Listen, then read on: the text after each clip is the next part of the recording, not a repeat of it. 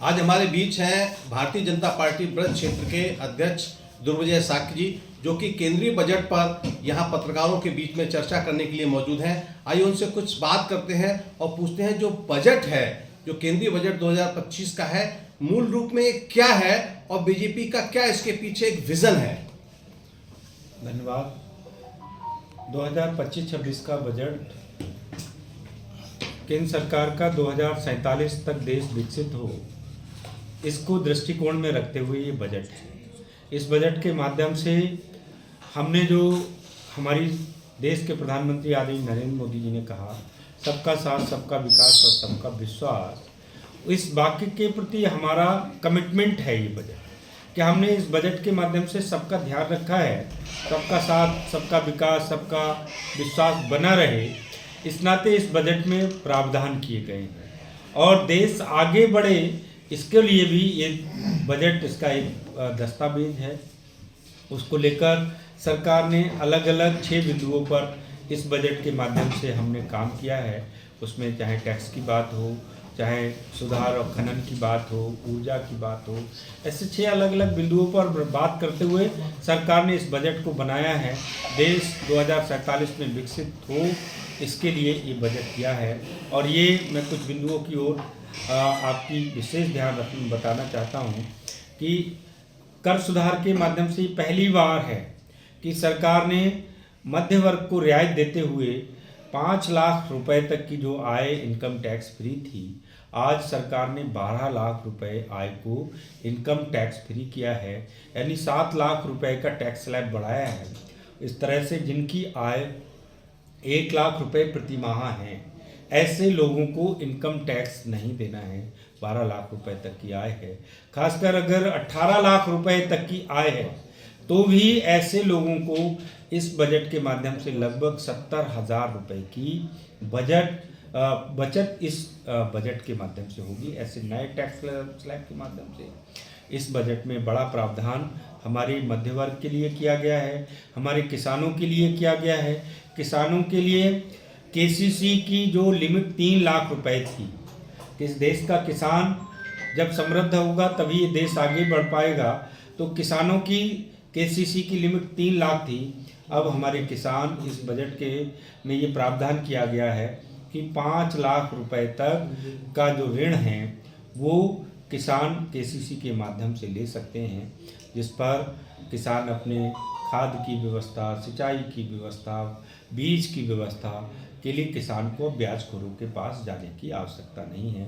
इसी के साथ अध्यक्ष जी, मैं ये पूछना चाहता हूँ कि विपक्ष के नेता जयराम रमेश ने आरोप लगाया है कि ये जो बजट है ये बिहार के इलेक्शन को देखते हुए भी रखा गया, बिहार को बड़ा पैकेज दिया गया है। क्या चुनाव को देखते हुए इस तरह के बजट बनते हैं?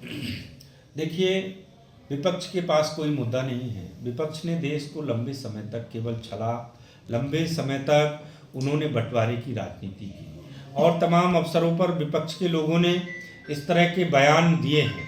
हम सब जानते हैं, कांग्रेस के प्रधानमंत्री श्री मनमोहन सिंह जी ने कहा था कि देश के आर्थिक संसाधनों पर पहला अधिकार अल्पसंख्यकों का है। ये एक बंटवारे की पॉलिटिक्स का द्योतक है, लेकिन हमारी सरकार ने कोई भी बंटवारा नहीं है। हमने कहा सबका साथ, सबका विकास, सबका विश्वास। इस आधार पर देश के सर्वांगीण विकास का, देश के सभी हिस्सों का विकास हो। बिहार पिछड़ा राज्य है तो बिहार के लिए कोई विशेष पैकेज दिया गया है, ये ठीक बात है, लेकिन वो चुनाव के लिए नहीं है। ये अलग बात है, चुनाव से पहले बजट है, तो इसलिए किसी भी राज्य का अगर पिछड़ापन है उसको दूर करने के लिए सरकार को बजट जारी करना ये उसकी प्राथमिकता है, इसलिए सरकार ने बजट जारी किया है। इसमें चुनाव जैसी कोई मंशा नहीं है। मायावती ने भी आरोप लगाया है कि जो पूरा बजट है इसका लबो-लबाव राजनीति से प्रेरित है। कहीं ना कहीं उनका भी इशारा बिहार की तरफ है। तो क्या बिहार के अलावा और कोई राज्य ऐसा नहीं है जो जहां इतना बड़ा पैकेज दिया जा सकता था? नहीं, एक्चुअली ऐसा नहीं है।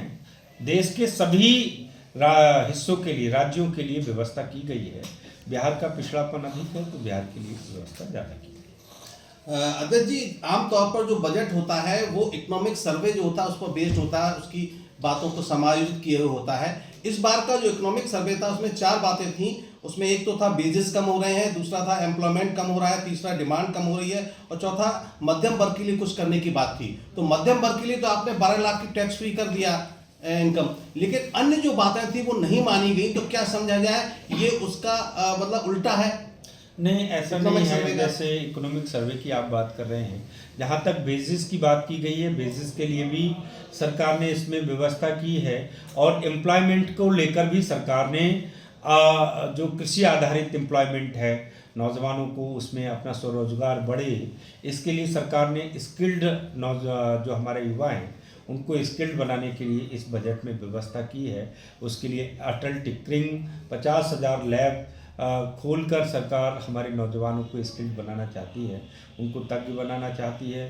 एमएसएमई सेक्टर के माध्यम से देश के नौजवान अपना उद्योग लगा सकें, जिससे उन्हें रोजगार मिल सके, उसके लिए भी सरकार ने इसमें पर्याप्त व्यवस्था की है।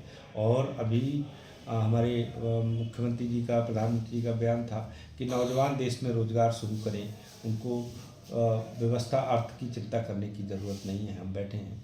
तो ऐसे रोजगार सृजन के लिए, रोजगार के लिए भी बजट में पर्याप्त व्यवस्था की गई है। अध्यक्ष जी, एक सवाल और है, जो बजट है, जैसा कि निर्मला सीतारमण जी ने कहा था बजट भाषण में कि इसमें ग्रोथ इंजन के रूप में 4 चीज़ें हैं, कृषि, एमएसएमई, निवेश और निर्यात। लेकिन इन सब की अगर कृषि को छोड़ दिया जाए तो सबकी ग्रोथ रेट में कमी आ रही है। तो क्या कहें, क्या इंजन सही से नहीं चल पा रहा है या कहीं सिस्टम में कहीं कोई खामी है?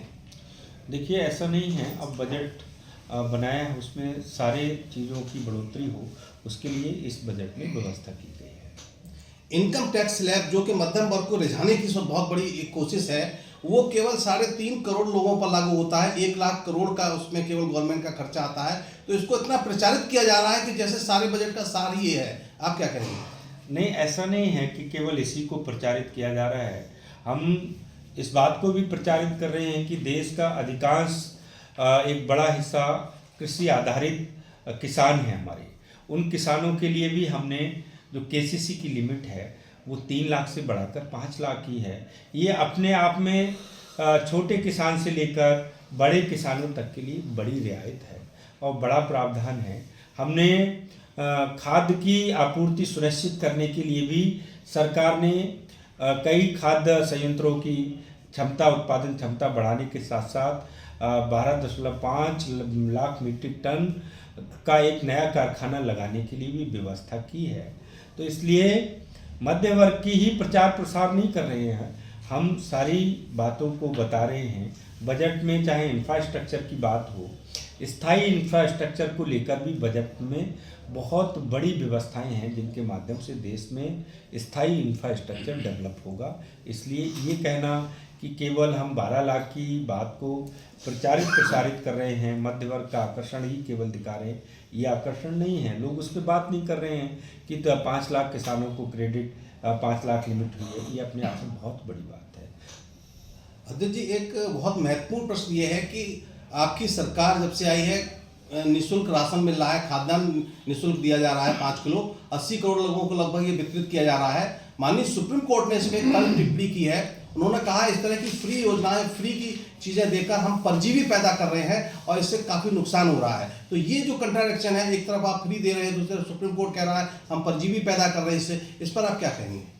देखिए, माननीय सुप्रीम कोर्ट के विषय पर मुझे कुछ नहीं कहना है, लेकिन मैं इतना ज़रूर कहूँगा कि हमारी सरकार ने खासकर जो गरीब तबका है जी, खासकर जो किसान वर्ग है, खासकर मध्य वर्ग है, उसके जीवन की कठिनाइयाँ दूर हों, उसके लिए कुछ सहूलतें ज़रूर हमारी सरकार ने की हैं। उनको सरकार प्रतिबद्धित है, कमिटेड है कि गरीब कल्याण के लिए सरकार काम करे।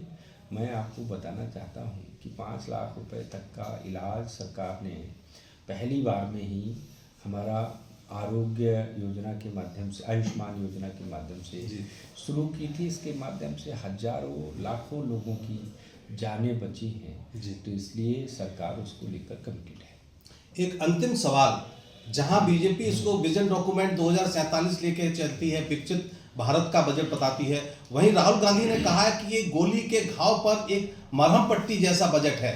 इस पर आप क्या कहेंगे? देखिए, राहुल गांधी जी के बारे में मैं इतना ही कहूँगा कि उन्हें देश की अभी सही से जानकारी नहीं है। देश की आम जो जनता है, जो 80% ग्रामीण भारत है, उसकी आवश्यकताओं का ज्ञान उनको नहीं है।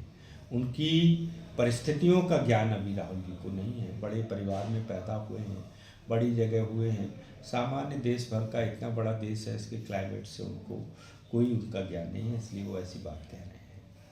तो ये थे हमारे बीच ब्रज क्षेत्र के बीजेपी के अध्यक्ष दुर्विजय सिंह साक्य जी, जिन्होंने बड़ी साफगोई से बजट पर चर्चा की। उन्होंने बताया कि 2047 तक विकसित भारत को निर्मित करने का ये एक बजट है, एक रोड मैप है। वहीं जो विपक्ष के नेताओं के आरोप थे उनको सिरे से नकारते हुए कहा कि राहुल गांधी जैसे नेताओं को जो धरातल है उसकी समझ नहीं है, इसलिए बजट की आलोचना कर रहे हैं।